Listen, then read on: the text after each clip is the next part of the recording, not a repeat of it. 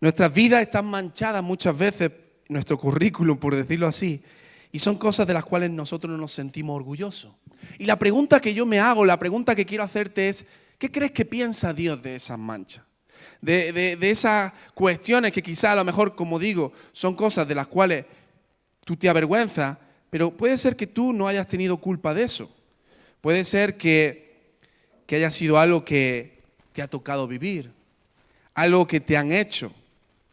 ¿Y qué piensa Dios de todo eso? ¿Cómo ve Dios esas hojas manchadas en nuestra historia que, como digo, quizás nos avergüenzan?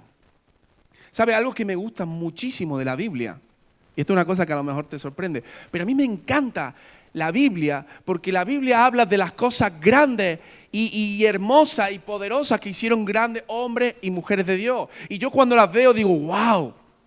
Dice en Hebreo, ¿no? Ese capítulo 11, donde habla de los héroes de la fe. Y empieza a hablar de cada uno de ellos y empieza a hablar cosas increíbles. Dice, taparon boca de leones, ¿no?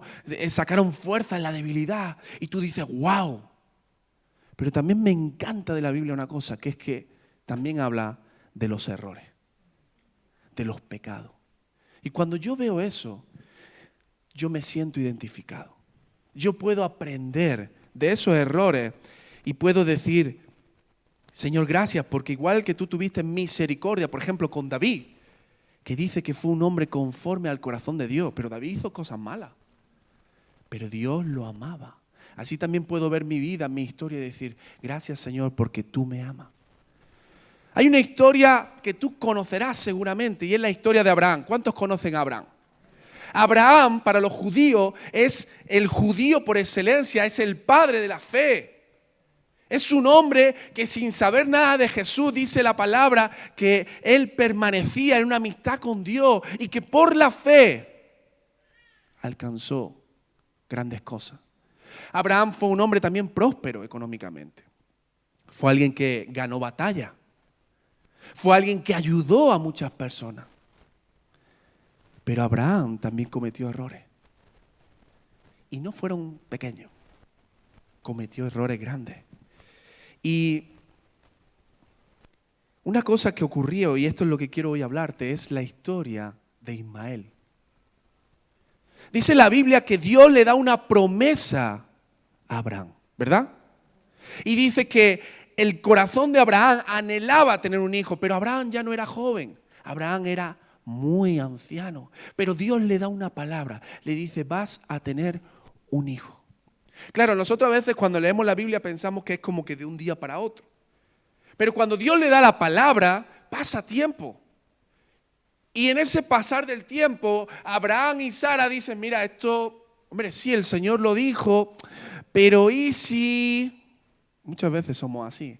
¿Y si Dios? Y entramos en este punto. ¿Y si Dios quiere que le ayudemos? Sí, Dios dijo que Él iba a hacer esto, esto y esto. Pero ¿y si quizás Dios quiere que yo haga algo? Y déjame decirte una cosa. Jamás el plan humano puede sustituir el plan divino. No intentemos ayudar a Dios, hermano. Dios es poderoso. Dios puede todo. Dios conoce los tiempos. Dios conoce los motivos. Dios sabe cuándo es el momento exacto. Pero a veces queremos ayudar a Dios. O queremos decirle a Dios cómo tiene que hacer las cosas. Y esto es el mayor error que tú y yo podemos cometer. Dice la historia que Sara, todos conocemos esto, ¿no? Dice que Sara le dice que se acueste con su criada. ¿Sabes qué pasa? Que cuando Dios nos da una palabra, cuando Dios me marca un propósito, una de las cosas que más nos cuesta, me cuesta a mí el primero, y sé que te costará a ti, es tener paciencia. Y la Biblia nos habla de la paciencia como esa virtud que es también fruto del Espíritu Santo. A veces la paciencia es algo que no tenemos, ¿no? Yo pensaba que tenía mucha paciencia hasta que tuve hijos. Y ahí me he dado cuenta que no es tan así. Y a veces pensamos que la paciencia es estar de brazos cruzados, que la paciencia es no hacer nada. A veces te dicen, oye, espera un momento, y dices, pues entonces no hago nada. No se trata de eso. La paciencia es un estado donde yo estoy preparado, estoy activo, pero estoy esperando el momento. Y a mí el ejemplo que más me gusta es como una carrera. Una carrera, si tú hacías carrera en tu barrio o en tu colegio, normalmente cuando tú te ponías en la línea, ¿verdad? Todos cantábamos una cosita que era a la 1, ¿verdad? A las 2 y a las... Cuando hacíamos eso, a veces alguien, el típico que hacía trampa, salía un poquito antes. Y tú decías, oye, ¿y qué hacía? Ah, vale. Y vuelve atrás a la línea y vuelve a hacerlo. Eso en tu barrio, en tu colegio, lo que sea. Pero ¿sabes qué? En una carrera profesional hay personas que están años y años preparándose, haciendo dieta, exigiéndose muchísimo. Y cuando llegan a la carrera, dice, preparado, listo. Y a veces hay personas que de los nervios, de no aguantar esa paciencia, de no estar en ese estado activo, pero esperando, dan un paso. ¿Y sabes qué pasa? Que en una carrera profesional, cuando tú das un paso y sales antes, estás descalificado. Y tú ves cómo hay hombres ahí y mujeres que empiezan a llorar y llorar y llorar. ¿Sabes por qué? Porque dicen todo lo que he estado preparando por un momento que no tuve. ¿Qué? Paciencia. Que no es estar parado, que es estar activo, pero esperando el momento. Eché a perder todo. Y esto es lo que le pasa a Abraham. Abraham no tiene esa paciencia en ese momento. Y entonces Sara le dice, oye, acuéstate con mi criada. Y esto lo encontramos, esta historia en Génesis 21. Y dice la historia que le dice, acuéstate con mi criada. Claro, tú dices, pero esto, en aquellos tiempos, una criada era como parte de la familia. Era como si tú adquirieras un mueble, como si adquiriera algo, aunque suene un poco feo, ¿no? Entonces Sara lo entendía como una extensión de ella. Ella es mi criada, entonces es como si te acostaras conmigo mismo, es como si tuvieras conmigo un hijo. Pero escucha bien, Dios no se agrada de esto. Y cuando tú ves que un hombre está en la Biblia acostándose con una mujer, otra mujer, te das cuenta siempre que hay problemas, pero gordísimos. Y vamos a ir a la Biblia, a Génesis 21, vamos a intentar leerlo un poquito rápido por tiempo. Génesis 21.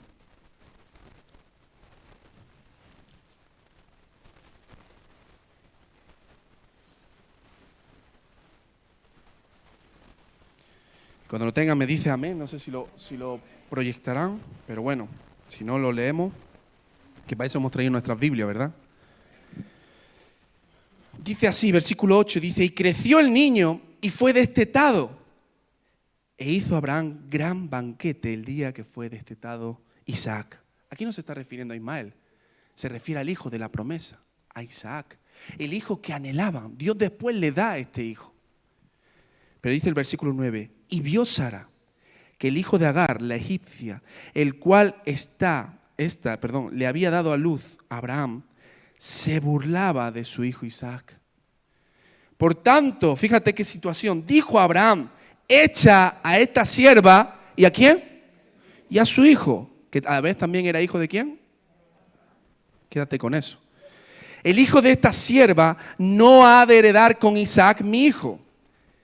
Este dicho pareció grave en gran manera a Abraham a causa de su hijo. Esa frase que suena así un poquito, lo que viene a significar es que Abraham, cuando escucha esto que Sara le está diciendo, le duele en su corazón.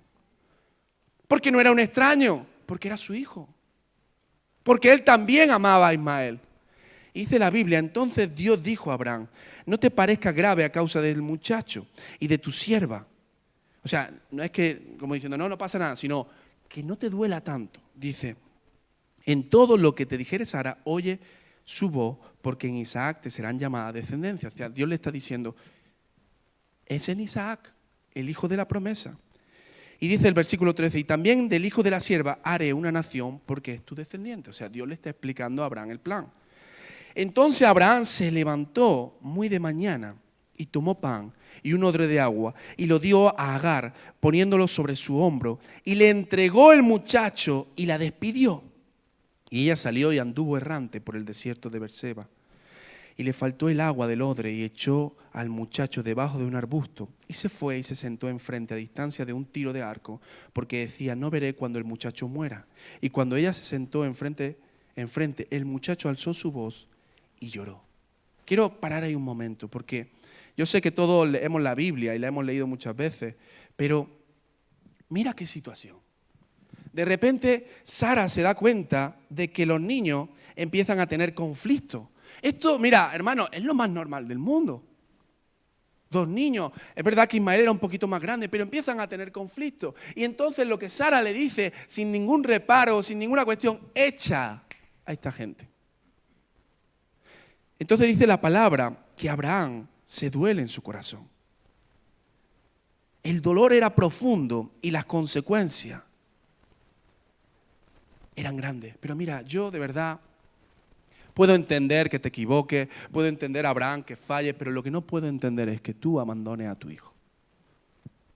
Perdonad que sea así, pero eso es terrible. Es terrible. Y entonces dice la Biblia que Abraham abandona, deja ir a su hijo. Era una situación límite que estaban viviendo en su casa y entonces él toma esta decisión. Mira, yo pienso por un momento, permíteme esto, en un hijo.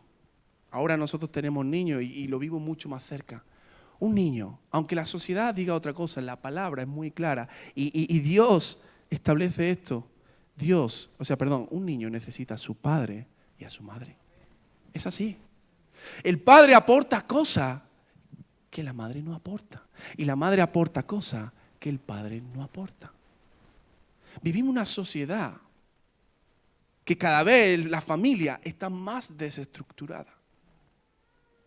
Y esto es algo que a veces nosotros en la iglesia lo tenemos como algo incluso habitual, normal, pero no es normal, hermano. Pero ¿sabes por qué muchas veces la familia se desestructura? Una cosa es que, bueno, la persona no conozca al Señor o todo este tipo de cosas, pero muchas veces porque no cuidamos el hogar.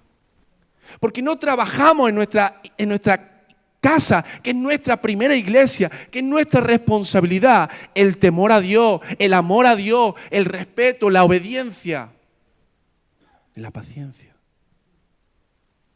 Y Abraham era un hombre de fe, era un hombre ejemplar en muchos sentidos, pero en su casa era un hombre que no supo manejar las situaciones. Qué triste es cuando hay un hombre, y me quiero referir a los hombres, perdonad que sea tan... Un hombre que sí, que en la iglesia sirve, o que en tal lugar hace esto, o que en tal lugar lo otro, pero en su hogar no es cabeza. En su hogar hay un caos terrible. Yo he visto hombres que dicen, por favor, cariño o niños, no digáis nada en la iglesia. Y tenemos la responsabilidad. Las mujeres también tienen la responsabilidad, dice la palabra, de sujetarse. Yo sé que esta palabra hoy día... ¿Qué? Una mujer. Pero la Biblia no es clara con esto. Ahora, la sujeción no es una cuestión de obedezco ciegamente. Fijaos, la sujeción tiene que ver con cuidado, con estar bajo un cuidado. Y yo no voy a meterme más en este tema porque se me va el tiempo. Pero es muy interesante cuando nosotros analizamos esas palabras. Igual que en la iglesia cuando decimos hay que estar sujetos. Es por algo, hermano. Porque Dios establece autoridades por algo también. Y qué bueno es cuando nosotros entendemos y cuidamos el hogar. Y Abraham en este sentido no supo cuidar su hogar. Y dice la palabra que en el versículo 14 dice, entonces Abraham se levantó muy de mañana. Yo creo que ese día fue el día que más temprano se levantó. No, seguramente no pudo pegar ojo. Dice, y tomó pan y un odre de agua y lo dio a Agar poniéndolo sobre su hombro y le entregó el muchacho y lo despidió. Mira, yo no creo que Abraham dijera, bueno chicos, 2 besos, un abrazo. Yo creo que cuando Abraham cogió al niño, lo abrazó. Y él sabía que Dios le había hablado, pero con tanto dolor. Y lo deja ahí.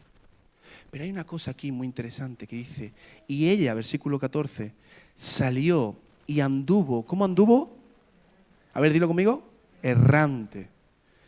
De un lado a otro por el desierto de Berseba. errante, de un lado a otro. Mira, muchas veces las malas decisiones de nuestro pasado, en nuestro hogar, en nuestra familia, pueden producir que caminemos por un desierto, de un lado para otro, sin rumbo, sin saber muy bien qué hacer con mi vida. Y yo algo que le digo a los hermanos, no estamos para sobrevivir, estamos para vivir. ¿Sabes que la sociedad de hoy lo que hace es sobrevivir? Que mal está todo, es que no llegamos a fin de mes, es que no sé qué. Dios no nos diseñó para sobrevivir. Dios nos diseñó para vivir, para disfrutar cada detalle. A lo mejor no tengo la cartera llena de millones ni de dinero, pero oye, si tengo una casa, si tengo un hogar, si tengo un coche, si tengo una iglesia, yo vivo, yo disfruto lo que Dios me da. Qué triste es cuando a veces miramos lo que no tenemos en vez de mirar lo que tenemos. Fíjate que Adán y Eva tenían todo en el paraíso, ¿verdad? Pero Dios les dijo, oye, de este árbol no comerá. Y dice la Biblia que no fue tampoco de un día para otro, pero en un momento determinado ellos dejan de mirar todo lo que tiene y empiezan a mirar lo que no tiene. Y sabes, esto es muy triste.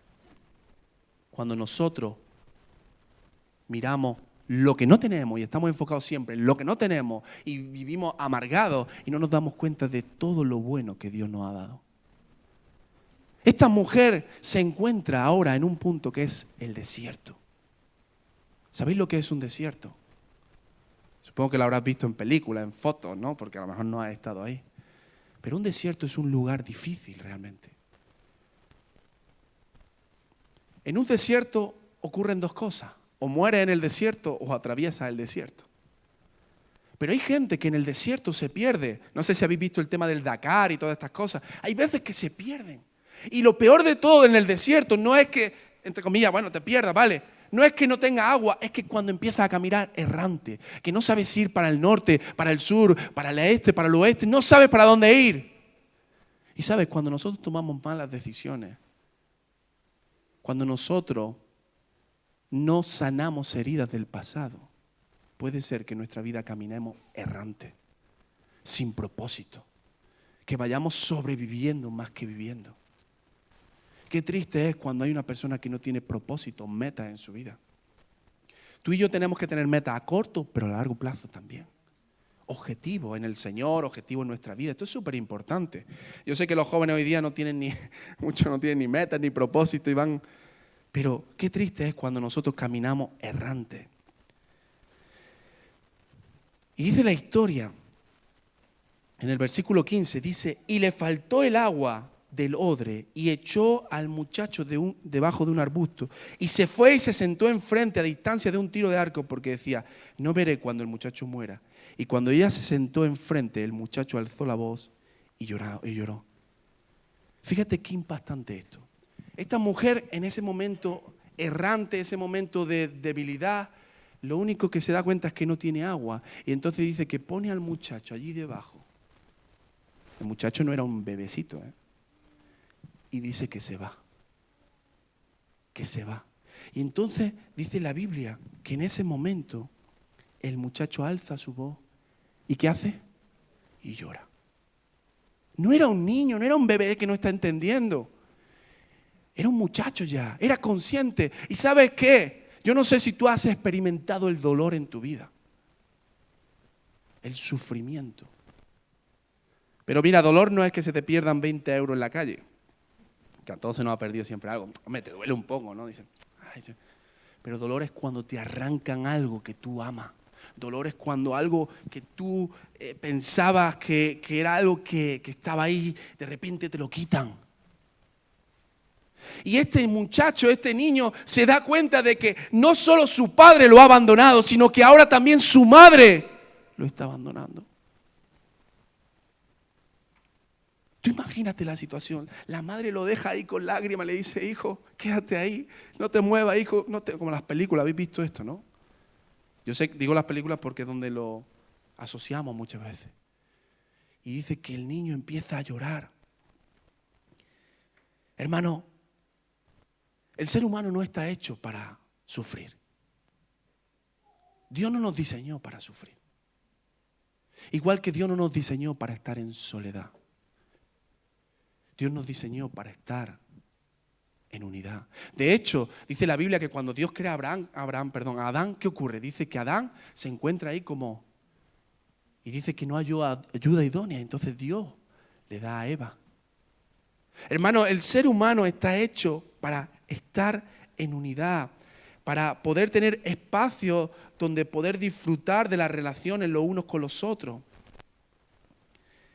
Por eso también existe la iglesia, porque la iglesia es un lugar de refugio. A mí me encanta decir que la iglesia es una familia. Cuando hay un creyente que me dice, es que yo no tengo mi familia aquí, a mí me duele eso, ¿eh? Te lo digo de verdad. Digo, ¿y nosotros? Cuando hay un cristiano que no comenta nada de su vida y a lo mejor ha estado en el hospital o ha estado muy grave, a mí me duele en el corazón. Porque la iglesia es familia. Porque estamos hechos para vivir en esa unidad, para valorarnos, para corregirnos, para cuidarnos los unos a los otros. La Biblia habla de que es un lugar de refugio al despreciado, al afligido, al menesteroso. Y hermano, Ismael en ese momento experimenta lo que es que la vida te dé la espalda. Experimenta lo más trágico que un ser humano puede experimentar, que es el abandono, el rechazo total. No solo de un padre, de una madre y de una sociedad totalmente. Mira, algo muy interesante es que el abandono genera soledad. Y la soledad, ¿sabéis qué genera? Genera muerte. ¿Sabéis que hay mucho hoy día? Hay estadísticas que hablan que hay muchos ancianos que no se mueren de cáncer, que no se mueren de que, yo qué sé, que algo tengan en el cuerpo. Se mueren de soledad. De soledad. Se mueren porque su familia los ha abandonado. Y ese abandono genera tal tristeza en el corazón que incluso llegan a morirse. Si tú miras estadísticas te vas a dar cuenta de esto. Y esto es súper triste, ¿no? Y en ese momento Ismael está experimentando lo que es el abandono, la soledad. Y dice la Biblia, y esto que te voy a decir quizá puedas leerlo simplemente como una historia más, pero me encantaría que puedas verlo también con tu espíritu. Este momento, cuando dice el versículo 17, cuando ese muchacho está ahí, dice que alza su voz y llora. Y en ese momento dice, y oyó Dios la voz del muchacho. Y el ángel de Dios llamó a Agar desde el cielo. Y fíjate esto, dice, y le dijo, ¿qué tienes, Agar? No temas, porque Dios ha oído la voz del muchacho en donde está. Y dice, levántate, alza al muchacho y sosténlo con tu mano, porque yo haré de él una gran nación. Dice la palabra de Dios que este ángel le dice esta frase, dice, ¿qué tienes, Agar? ¿Qué tienes? Que en otras versiones es como, ¿qué te pasa, Agar? ¿Qué haces? ¿Qué estás haciendo, Agar? Fíjate cómo Dios le habla, ¿no? Y es muy interesante que cuando Dios le habla a Agar, lo que le está diciendo es una palabra sobre la vida de Ismael. Dice, yo haré de este muchacho, dice, una gran nación. ¿Sabes por qué? A mí me encanta esto, porque donde una persona, donde una familia, donde una sociedad ve un estorbo, Dios ve un propósito ahí. Donde una sociedad ve una depresión, Dios ve una victoria. Donde el mundo dice, este es un desechado, Dios dice, este es mi hijo amado. Y yo no sé si tú has experimentado el dolor, el abandono, la soledad, pero quiero decirte una cosa de parte del Señor, el Señor te ama. Y el Señor no te ama por lo que haces, el Señor te ama por quién eres.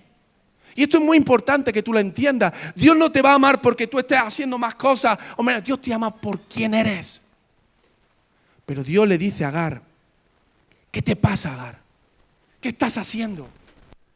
¿Qué haces, Agar? No temas, porque yo estoy aquí. Y dice, no morirá. Yo soy el Señor que te sostengo. Hay una frase que me encanta en los salmos que dice, en tus manos están mis tiempos, decía el salmista. Y entonces dice la palabra en el versículo 19, y esta parte es brutal, dice, entonces Dios le abrió los ojos y vio una fuente de agua y fue y llenó el odre de agua y dio de beber al muchacho. Dice, Dios abrió los ojos y vio una fuente de agua. ¿Sabes? Déjame agregarle a esto algo. Una fuente de agua viva. Una fuente que brota para vida. En un momento de depresión, en un momento de dolor, en un momento de muerte, Dios abre sus ojos para que vea una fuente de agua viva. Agua que sana su angustia, agua que trajo paz al corazón. Hermano, Cristo es ese agua que sacia nuestro ser. Cristo es ese agua que limpia nuestro pasado. El que bebe de Él, dice la palabra, no volverá a tener sed jamás. Pero hay una frase aquí que dice que Dios le abrió los ojos. Y necesitamos decirle, Espíritu Santo, abre mis ojos para ver las cosas. No solo ver el dolor, no solo ver la tristeza, no solo ver la angustia. Ayúdame a ver qué es lo que tú estás haciendo. Ayúdame a ver la respuesta. Yo no sé si te ha pasado alguna vez que tú estás angustiado y vas al pastor y le dices, pastor, ayúdame con esto. Y vas al líder, y vas a tu hermano, y vas a tu amigo. Y un día te da por decir, oye, ¿por qué no oro? Y te pones a orar y de repente el Señor te da una dirección. Y te das cuenta que ese era el camino. Y te sientes avergonzado porque dices, ¿por qué no habré orado antes? Necesitamos, para sanar esas heridas del pasado, para sanar todo aquello que realmente ha hecho daño en nuestro corazón, necesitamos que el Señor abra nuestros ojos para ver la respuesta. Y mira, el versículo 20, hay una frase también, ya voy terminando, dice, y Dios estaba con el muchacho. Dios estaba con el muchacho. Y esta frase me encanta. Porque ahí, aunque el padre falló, aunque la madre falló, pero ¿sabes quién no falló? El padre de los padres. A lo mejor tú no has tenido una buena experiencia con tu padre, con tu madre, con tu familia, pero Dios es el padre de los padres. Él no falla, Él no abandona, Él no deja. Y esta frase, que parece una frase sin más, estaba con el muchacho, habla de esa relación, habla de esa unidad. Y yo quiero terminar mostrándote algo muy interesante. Tengo un poquito más, pero por tiempo no voy a meterme más. Y es que hay una pregunta que Dios le dice a Agar, ¿no?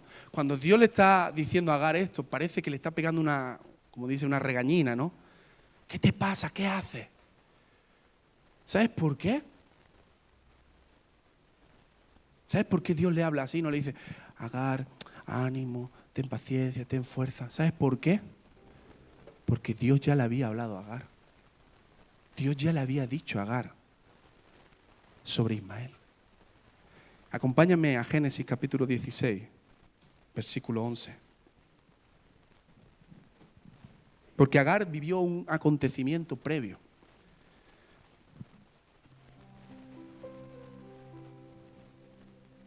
Y la historia dice que Agar se fue de casa. Y entonces en el versículo 8 dice, el ángel le dijo a Agar, sierva de Sarai, ¿de dónde vienes tú? ¿Y a dónde vas?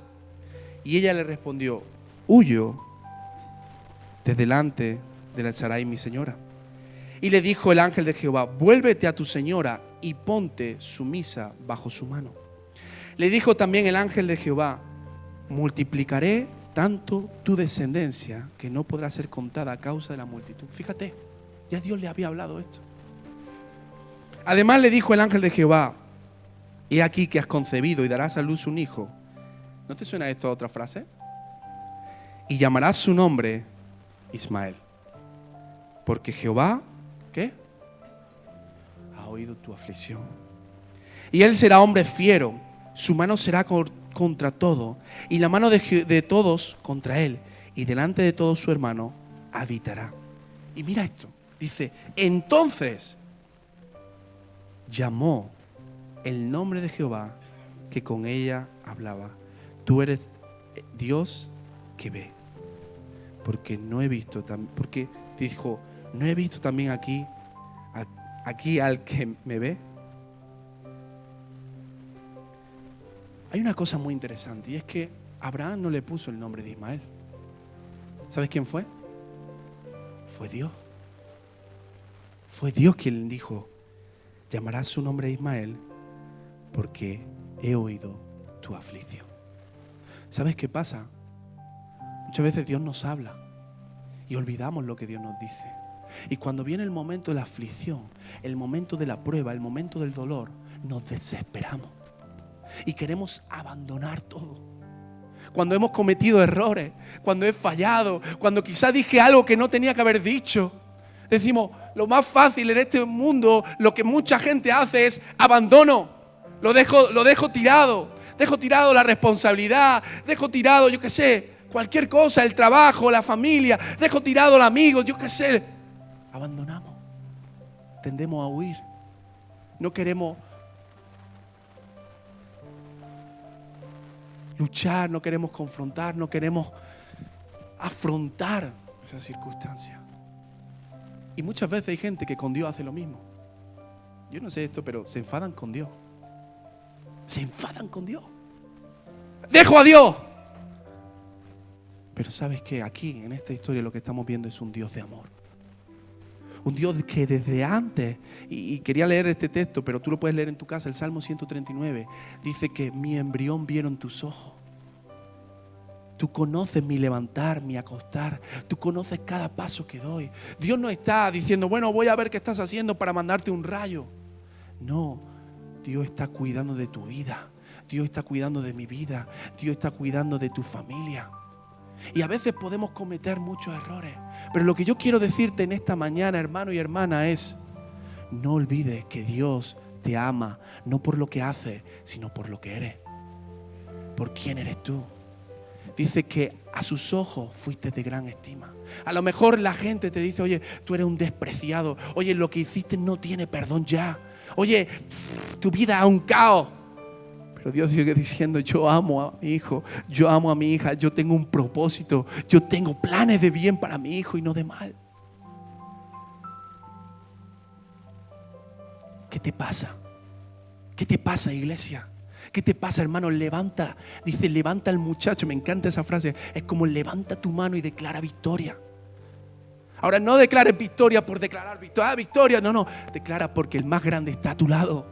Porque el Dios Todopoderoso, el que ha creado todo, te ama, está contigo. Y puede ser que hayas pasado las peores circunstancias de tu vida. Puede ser que hayas tomado las peores decisiones de tu vida. Pero como se decía el viernes, no sigas con el victimismo. No abandones. Ve al Señor. Dile, Señor, abre mis ojos para ver la respuesta. Abre mis ojos para saber lo que tú quieres hacer. Ayúdame, Señor, en este momento difícil. Acude al Señor.